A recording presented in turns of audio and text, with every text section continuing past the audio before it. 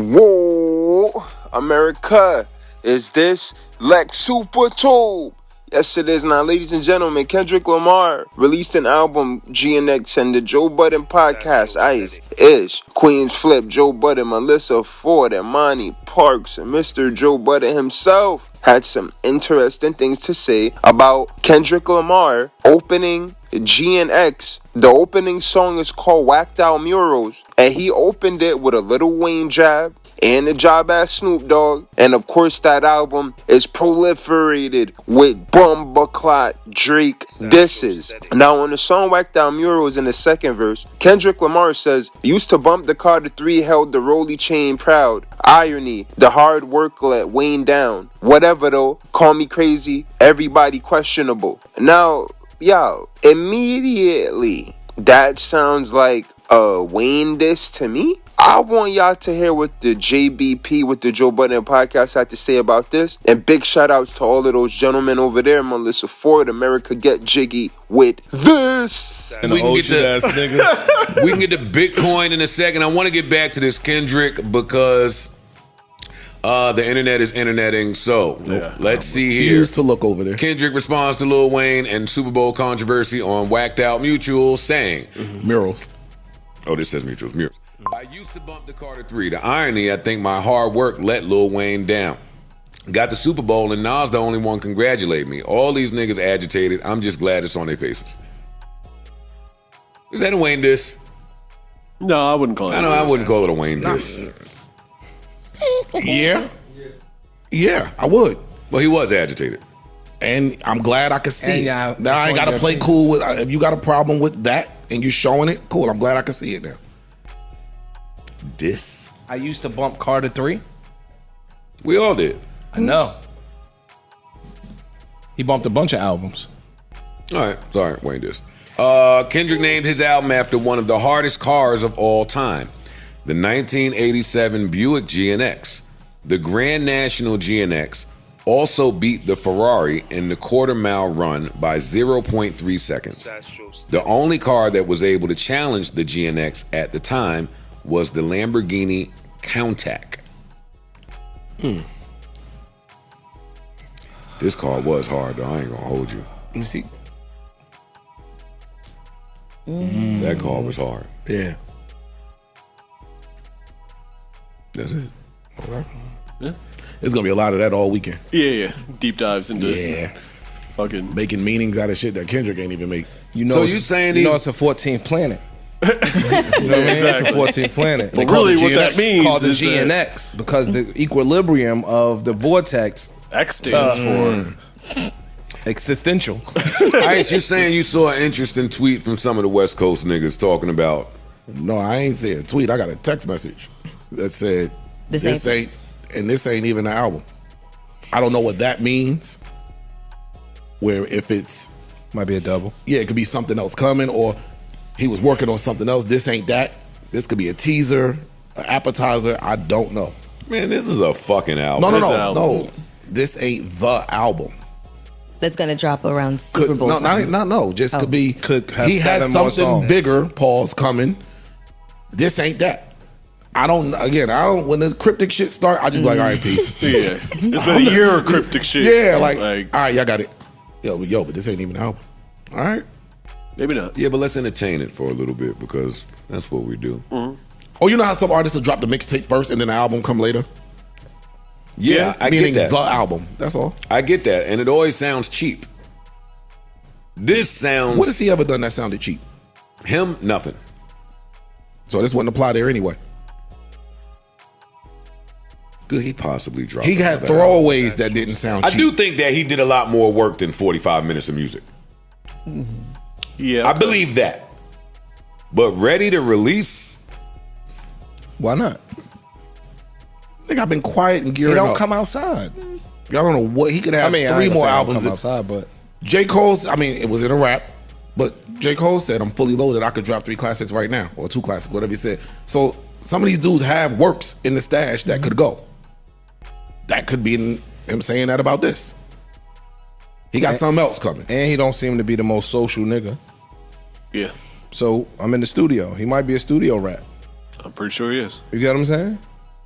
Yo, what if he drops like After the Drake shit, I'm sure every producer and their mother was throwing them beats. Nigga, not just that. We just saw when Future and Metro dropped We Don't Trust You. We didn't know they was coming right back with We Still Don't Trust You. Yeah, true.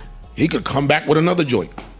He did a double album. Okay, I'm not going to give you the double at the same time. I'm going to give you this one. And then in a couple weeks or whatever the case may be, now I'm going to give you the other one.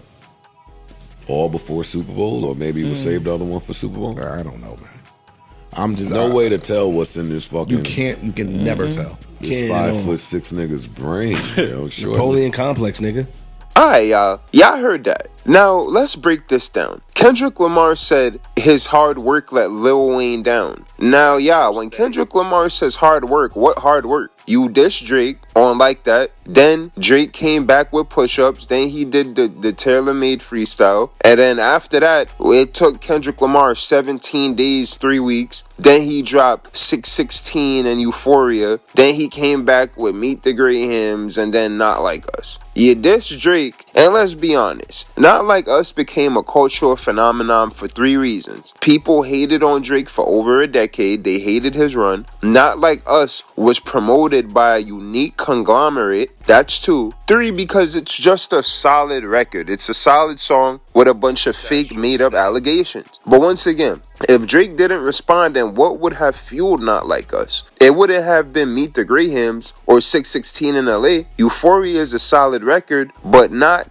Like Us. Euphoria is not that. Kendrick Lamar needed Drake to get that moment. Is that what Kendrick Lamar is considering hard work? On top of that, it's also a sub because Drake was Lil Wayne's artist. That's almost like a sub shot. And then when we build on it even more, he says, whatever though, call me crazy, everybody questionable. I hope Kendrick Lamar isn't paranoid. He definitely has no problem popping it and calling out established legends. He's been said he'll diss Melly Mel if he has to. Kendrick Lamar is a crash out, but he definitely keeps it in the music. He's pretty great at calling out people in hip-hop culture. I mean, on this album, he shouted out Cat Williams. They're saying that he threw some bars at Andrew Schultz. And, I mean, that's a step in the right direction. But Kendrick Lamar only has smoke for rappers and legends that are in hip-hop. Now, he then says, all of these gets agitated. I'm just glad they showing their faces. Frankly, artists,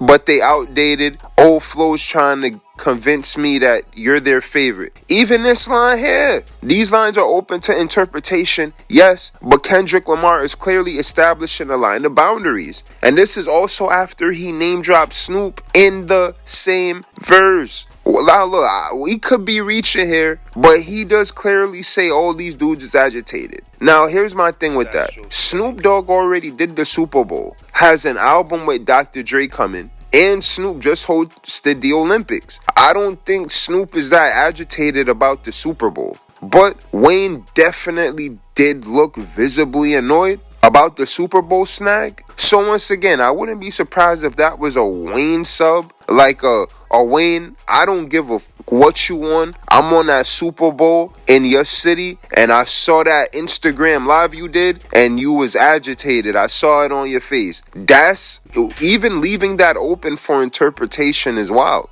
I wonder how Birdman's gonna feel when he hears this. Ice also mentions that he received a text message saying that this ain't it in terms of it not being an album. Now, in regards to that, this project does sound like a bait album or a bait project. But Squabble Up is the best song on here. If that song charts top 10, which I think it will, it should get him to the Super Bowl. Well, he'll perform it at the Super Bowl. He could throw it in the mix. So I think this album served 3 purposes. That narrative of Kendrick Lamar not putting on the homies or not working with people, putting them on. Kendrick Lamar, I don't think he really got past that narrative on this project because the features is ass. I'm going to keep it a beam with y'all. I don't know why the features don't match the way that Kendrick Lamar raps at all. And it's like, why you ain't tell these niggas to rewrite their verses? Or like, I just think the features on here, the Roddy Ricch feature is solid. SZA, of course, is great. But other than that, a lot of the features on here is not really on that quality standard as the Kendrick rapping. You feel me? But that's why I'm saying regardless, it's still a great opportunity for the homies, and that's one. Then the second part is it allows him to filter out anybody that has an issue with them. And then the third thing is it's a bait for his next project. There's people saying that it's almost like he's working on a double album. This project, it allows him to put the homies on. It allows him to get rid of some of those online narratives about him being selfish, and it allows him to bait and filter out who he's gonna respond to around the Super Bowl, because he could be working on something else. And now, aside from that, I call this song a mixtape with a great budget. I've been waiting on seeing what's the theme here with this project, and I wouldn't call it an album also, once again, because of those lackluster features. Now, I'm not saying that these features aren't gonna do great for who they're intended for. Once again, aside from SZA and Roddy Ricch, none of these features on here are really that crazy to me. And don't get me wrong, I gotta listen to some of them again just to make sure I'm not wilding, but I don't want to listen to those features again. None of them had me like, yo, who's this? Yo, this dude is rapping like on another level. It's not that. I'm like, yo, why even put it on the project? That's why I'm like, I don't know if this is an album. For what it is, Kendrick does have 2 to 3 solid hits on here, and that Wayne diss was a diss. You get what I'm saying? And on top of that, Wayne also came out, and make sure y'all check out that video. We're gonna upload it before this video or after, but that was a Wayne diss. Wayne clearly was like, yo, I don't know why everybody's coming for me. And I'm like, yo, this dude, Kendrick Lamar, he really thinks he's a boogeyman. I think that character that he was on Not Like Us, it's like he's still in that mode. He's still cosplaying as a serial killer that's trying to haunt rappers and be the boogeyman. And then if you even listen to the album, it's filled with a lot of those sounds in there. It has a lot of those sounds where a rapper is running from a serial killer or something. I get it putting those sounds on there, but I'm just like, yo, the features on this project was garbage, all right? And I'm a stand on that, and I'm gonna listen to it again. Y'all know my vibe. If I'm wrong, I have no problem saying that. I don't delete nothing. I don't take nothing on the internet down. If I'm wrong, I admit that I was wrong. But the features right now, them not hitting, buddy. Them features that is not hitting, my friend. Okay? But America, make sure y'all subscribe to the Super Tube. And y'all know it's Astrostetics. Let's get it, baby. Yeah.